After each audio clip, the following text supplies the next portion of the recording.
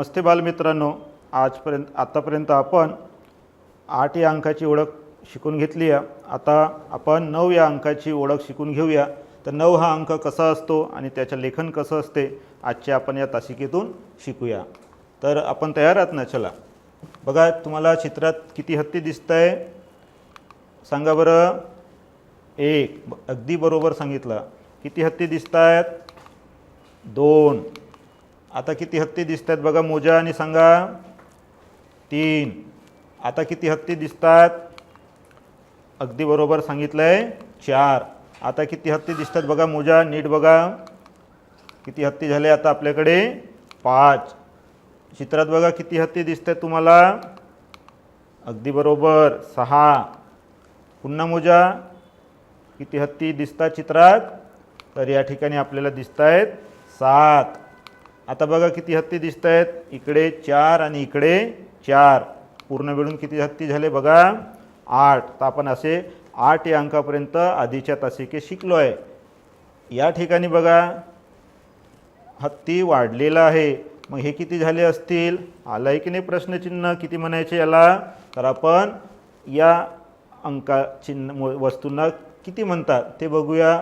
तत्पूर्वी आपण एक पुन्हा खेळ घेऊया। आपल्याला वस्तू मोजून आणता येतात का बघूया। 1 बॉटल घेऊन यायचं आहे, 2 पेन घेऊन यायचे आहे, 3 पुस्तके घेऊन यायचे आहे, 4 दगड, 5 फुले, 6 चेंडू, 7 पाने आणि 8 केळी। या खेळाचे नाव आहे शोधूया खजिना। चला, जो विद्यार्थी या खेळामध्ये सर्वात लवकर या वस्तू वर्गातल्या गोळा करेल तो या खेळाचा विजेता असेल। तर आपण खेळ खेळूया। तयार आहात तुम्ही? चला सुरुवात करा खेळाला।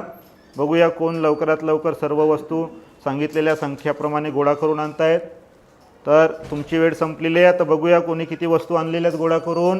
तर 1 बॉटल, 2 पेन, 3 पुस्तके, 4 दगड आणायला सांगितले होते आपण, 5 फुले गोळायला करायला सांगितली होती, 6 चेंडू, 7 पाने आणि 8 केळी गोळा करायला सांगितलेल्या होत्या। तर आपल्या वर्गातला विजेता ठरलेला आहे। पुन्हा आपण मोजण्याचा सराव करूया। बघा, तुम्हाला आंबा आवडतो ना? आंबा सांगा किती आहे या ठिकाणी? 1 आंबा। आता किती झाले आंबे? 2। आता किती आंबे झाले बघा? छान उत्तर दिलं, 3। किती आंबे झालेत बघा? 4।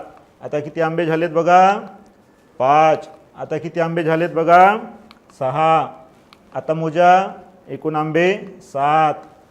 आता बघा किती आंबे झालेले आहेत? 8। आता बघा किती झालेत?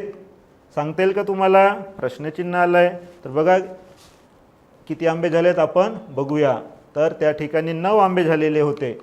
असे एका ठिकाणी 9 वस्तू जेव्हा येतात त्याला आपण 9 म्हणतो। तर बघा, 1 सफरचंद, 2 सफरचंद, 3 सफरचंद, 4, 5, 6, 7, 8 आणि एकूण आता सफरचंद झाले 9। याला म्हणतात 9 आणि 9 हे अंकात या पद्धतीने लिहिलं जाते। तर आपण वर्गात आता पुन्हा सराव करूया, म्हणजे तुम्हाला सगळे अंक बरोबर समजणार। तर तुम्हाला वेळ दिला जात आहे जोड्या जुळवण्याच्या, यांच्याशी त्यांच्या अंकांच्या जोड्या जुळवायच्या चित्रासोबत। तर तुमची वेळ सुरू झालेली आहे। आता बघा, छान सगळ्यांच्या सोडवून झाल्या। तर बघूया 1 बरोबर आहे की नाही। 1 काय आहे? चेंडू। 2 काय आहेत? या ठिकाणी पेन। 3 काय आहेत? या ठिकाणी मासे। 4 काय आहेत? दगड। 5 काय आहेत? सफरचंद। 6 काय आहेत? चेंडू। 7 काय आहेत? आंबे। 8 काय आहेत? केळी आणि 9 काय आहेत आपल्याकडे? पाने। तर छान तुम्ही जोड्या जुळवल्यात। पुन्हा आपण एक सराव घेऊया, म्हणजे आपल्याला 9 हा अंक अगदी कुठेही असलं, चित्र असले 9 तरी ते ओळखता येणार। बघा, मी 9 हत्ती दिसतात या पद्धतीनं 9 लिहून ठेवलं आहे। आता तुम्ही सुद्धा या चित्रांकडे बघा आणि किती चित्र आहेत ते या गोलामध्ये लिहायचे आहे। बघा, इथं किती पतंग दिसत आहे तुम्हाला?